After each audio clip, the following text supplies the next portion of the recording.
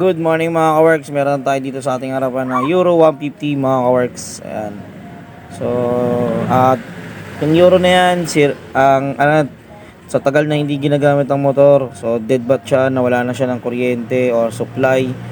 So, titignan natin lahat ng wiring. So, yan, nakita nyo na mga ka-works, sinubadan ko na yan para mabilis nyo natin makita kung ano naman ang Euro 150 na yan. So, katulad siya ng RS 150. So, yan yung susi, sira na yan. So, papalitan na natin yan mga ka-works.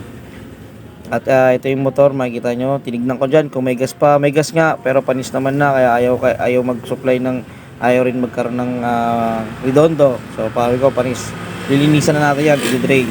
So, yung flaring siya, pinalinis ko na rin para mas okay na, para mamaya pag binalik, saglit na lang. So, yan mga works, nakikita nyo yung motor na yan. So, tagal niya na stock. So, 2 months mahigit na to, magti-3. So, tinanong ko dyan si ate, kinonfirm ko kung tama ba yung pagkarinig ko. So, yun, sabi niya, yun nga. So 2 months, 2 months, so pag-3 na rin. So yun mga ka-works, yung Euro 150 na to, dead bat, wala, patay ang dashboard niyan. So paayusin natin yan mga ka-works. So okay, alright, upisa na natin yan para hindi tayo abutin ng gabi. So yun mga ka-works, yung Euro na yan, pagaganahin ko para sa inyo, para makita nyo, tapos comment lang kayo. So yun pala, yun, baka tropa natin dyan, yun. So yun mga ka-works, waiting pa yan, lilinisin pa natin yan. So ito, okay na siya. Gumagana yung dashboard niyan, una hindi yan. Dati hindi gumagana yan, walang gumagana diyan. Blanco yan. Tapos ito, okay na rin. So mamaya kakabit na lang natin yung headlight. Saka yan. So ibabalik na lang natin yung mga ka-works para maging okay na yung kanyang motor. Balikin na lang. Babalik na lang natin lahat, tapos pagaganahin ulit, painitin. Pero nagpo-push start na yan. Ano?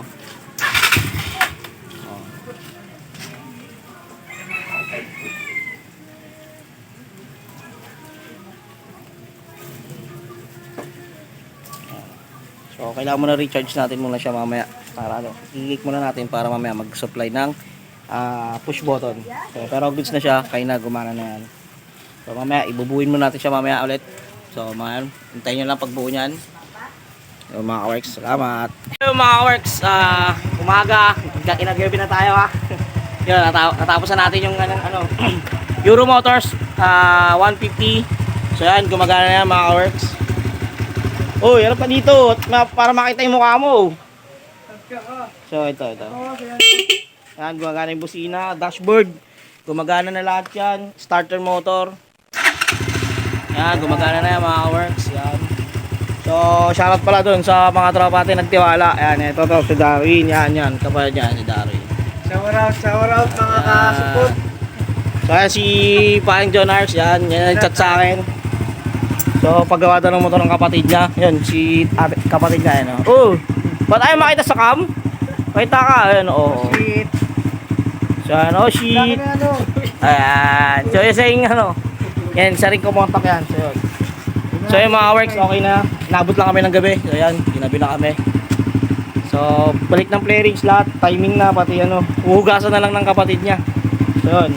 Salamat sa tiwala. Tsaka, pag shoutout mamaya, ikita nyo mamaya. Sige, salamat. So yun mga works, good morning bago matapos ang ating video. So shoutout muna kay Earls Printing. So din lang yan sa Batasan, Kalanay Road. So din lang sa amin. Kung makakapunta kayo ng Batasan, search nyo lang Earls. Makikita nyo may point nyo sa kanya. Printing lahat, tarpaulin, kasama na sa kanya mga ka-works. So si Kuya Earls, yan. Tsaka kasama niya si Rap, shoutout sa inyo. So sila yung gumawa ng aking sticker. Mamaya makikita nyo sa likod. Bago matapos ang video, pakikita ko sa inyo ginawa ng sticker para sa akin. So yun, shoutout sa inyo mga sir, mabuhay kayo. So sila yung dating gumawa rin ng aking sticker na una-unang Biscaworks, the Doc Motor. So hinanap ko sila kasi nawala na yung dati nilang pinapasukan. So si Cars nagsarili na. So makikita nyo yan yung daanan namin papuntang Area B. Ito naman yung pababa papuntang sakay ng Area B sa Batasan. Sabihin nyo lang Area B, makikita nyo dun sa mga works. So yun, salamat sa inyo kay Earls at Rap at mabuhay kayo hanggang sa magkita at ito nga palang ginawang sticker na sa akin ni Kuya Earls tsaka ni Rap. Yan, salamat sa inyo kay Rap, Earls, mabuhay kayo, salamat sa tiwala.